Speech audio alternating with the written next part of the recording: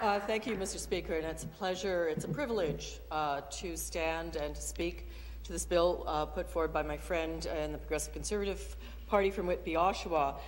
We were on Evan Solomon's show, Power and Politics, in fact, when the tragic case of the Telford family broke into the news, speaking about the complete inadequacy of our system in dealing with folk who have to deal with members of their family that have severe disabilities. And truly, if there is one plea that goes out of this House this day, it is this: do something. Move forward in some way. I absolutely support the member's bill. We will be voting for it. There's no issue there. Although I have to say, there was a select committee on mental health and addictions, which the member herself sat, and our health critics sat as well. And they came up with some 23, I think it was, recommendations. Let me tell you what that committee did. They were struck, the Select Committee on Mental Health and Addictions. They worked for 18 months, 30 days of hearings, 230 presenters, 300 submissions, and all party, remember, on this, came up with a number of excellent recommendations upon which everyone agreed, and it now sits collecting dust on a shelf, except for 3 of those recommendations. So I guess what I'm saying is the caveat: I want to see this move forward, but if the government is not going to work on the recommendations that this committee comes up with, then it will be a great deal of time wasted, a great deal of money wasted for naught. So really, I'm appealing to our Liberal government that if this is passed, and I hope that it will be, that when this committee is struck, and I hope that it will be, that the recommendations from such a committee will actually be put into effect. So, on the record, just saying that. Let's talk about the background a little bit of where we are in this province on this file. Many people don't realize, who aren't dealing with this, that there was a huge upheaval in the last year.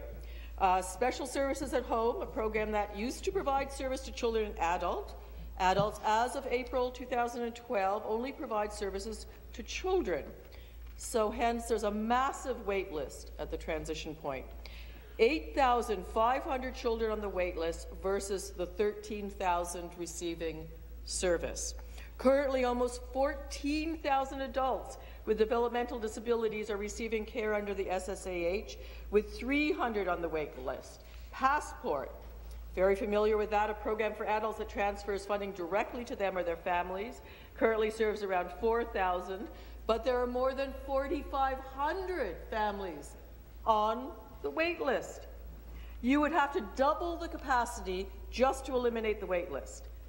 There are 2,700 people who have had the eligibility for developmental services confirmed, and an additional 2,500 who are currently being assessed for services. When we look at residential services, the numbers just get worse. Today, there are just 17,500 people served in 5 different forms of accommodation. Let's just sum it all up. Community Living says it best. They say, and I quote, nearly 23,000 people are languishing on waiting lists. Decades of chronic underfunding of the developmental services sector is placing in peril children and adults who have an intellectual disability, their families, and the agencies that support them.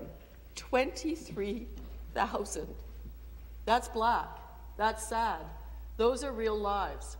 Those are people like the Telfords, every single one of them. I remember very well in the last sitting of this legislature bringing in a family from my riding, the Pattersons. I think they came in 5 times. They sat through 5 question periods. 5 times I asked of the Minister of the day, Mayor, she was at that time, do something, help this family. And eventually they got help. Can we do that for every one of the 23,000? No, we cannot. Something systemic has to change. Something systemic has to be done to address this. And it's only going to get worse. because here's more stats, scary ones, 1,450 parents over the age of 70 are still providing primary care to their adult child or family member. 80% of those parents are between 70 to 79 years of age. 17% of the parents are between 80 to 89 years of age, and 3% of the parents are over the age of 90. What is going to happen to their family members when the inevitable happens to them? Are we prepared for this? And as we age as a community, this figure will only go up. Again, unless something systemic, something dramatic is done. I know, for example, that 30% of our agencies that deal with folk that have a disability are in permanent deficits right now. So again, the answer has to be pretty serious and pretty systemic. My friend's bill is the start, but again, it's the start. The recommendations that would emerge from this would have a dollar figure attached to them.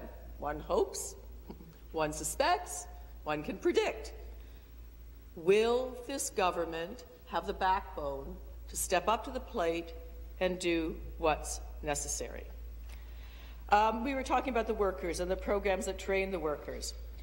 The actual reality right now is that enrollment in college programs that trains people to provide support in this sector is dropping, and some programs have been suspended. Why? Because the pay is so low. Because there's not enough money in the sector to encourage people to take this up as a living. And I just want to give you an example of another jurisdiction that does things way better. My husband and I traveled to Sweden. That's as close to heaven as it gets for a social democrat. And we met with people across the political spectrum in Sweden. And one of them raised this, this issue, and they had a very novel program. Didn't work for everybody. It worked for a significant number of families, however. And that is, families who had a member who had a disability that was going to require constant care could go and be trained at the state's expense, become part of a union, they were unionized, and therefore supervised, so there was some supervision of what happened in the homes, then go back into their homes and look after their members for a salary, a union salary.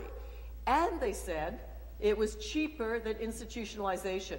It was cheaper than the programs that they were running before, and their whole move, like ours in some ways, has been to de-institutionalize, move away from that, and move into providing care and in flexible ways. Now, it didn't work for everybody. Not everybody has a relative who wants to do that, but many, and in fact, they said most did.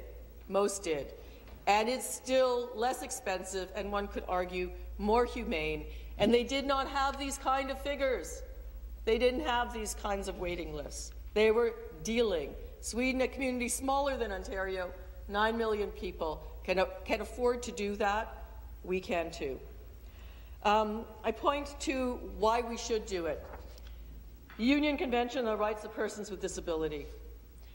Article 27 states that signing countries, we are one, will recognize the rights of persons with disabilities to an adequate standard of living for themselves and their families, including adequate food, clothing, housing, and to the continuous improvement of living conditions, and shall take appropriate steps to safeguard and promote the realization of this right without discrimination on the basis of disability. One can only ask, are we living up to that in Ontario? And the answer is an unequivocal no. We are not. We are in breach of that decision made at the UN, and despite that the fact that our country has signed on to that, in this province we are in breach of living up to that. Ontario Disability Support Programs, we saw some modest increases to that program in the budget, and for that we applaud the government. However, if you look at the long term for people who are living on ODSP, here's what you find. Since 1993, those who live on ODSP are living on, this is of course compared to inflation, 18% lower supports than they were in 1993. We are asking people with disabilities to live in poverty for their entire lives. That's in essence what we're saying. You're going to live in poverty for your entire life. I had a call after the budget was tabled from one of my constituents. He had seen the budget, suffers from many disabilities. They're not cognitive disabilities. And he said, I see that there's a 1% increase on ODSP. I said, yes. And he said, well, my rent just went up 2.5%. He said, I see that I can keep $200 more of the money I earn or receive, but he said, I cannot work. I can't leave the house, in his case. So I'm not going to be eligible for that. So I ask you, what have we done for him? I mean, what have we done for him? So this is so systemic. It's such a problem. $42 million that's been allocated in the budget would represent about 14% of the waiting list. So, again, not the answer, obviously. You know, better than nothing, not complaining, better than nothing, but not the answer. The reason we need to support this bill is that we do need some answers. We need to look at this area systemically. We need to look at how we can fix it, not just by throwing money at it over here, and not just by tinkering with the system over there, but actually look at something that might work for the vast majority of folk and to make it happen. Not only do the economics of the situation demand it, but my goodness, our very souls, our ethics, our morals, our ability to call ourselves human demand it. Before another Telford case happens, before another family is injured in that way, before another child suffers, it is incumbent upon us to do something. This is the beginning of that. Thank you.